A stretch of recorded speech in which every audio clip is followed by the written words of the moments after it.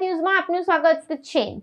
વડોદરાના મકરપુરા હવાઈ દળ મથક માર્ગ પર ભૂવો પડતા જળવાહિનીમાં ભંગાણ, વગર વરસાદે જળબંબાકારની સ્થિતિ। વડોદરા શહેરના મકરપુરા હવાઈ દળ મથક તરફ જતા મુખ્ય માર્ગ પર આજે અચાનક પાણીની રેલમછેલ જોવા મળી હતી। આ વિસ્તારમાંથી પસાર થતી પીવાના પાણીની મુખ્ય જળવાહિનીનું મોટું ભંગાણ સર્જાતા ચોમાસા વિના જ આખો માર્ગ જળબંબાકાર થઈ ગયો હતો।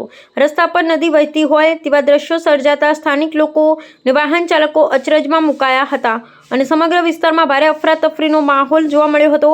પ્રાપ્ત માહિતી અનુસાર આ વ્યસ્ત માર્ગ પર અચાનક એક મોટો ભૂવો પડ્યો હતો, જેને પરિણામે જમીન નીચેથી પસાર થતી પીવાના પાણીની લાઇનમાં ખામી સર્જાઈ હતી। આ દુર્ઘટનાને પગલે શહેરના નાગરિકો મોટી વિતરતી થનારું લાખો લીટર શુદ્ધ પીવાનું પાણી રસ્તા પર વેડફાઈ ગયું હતું।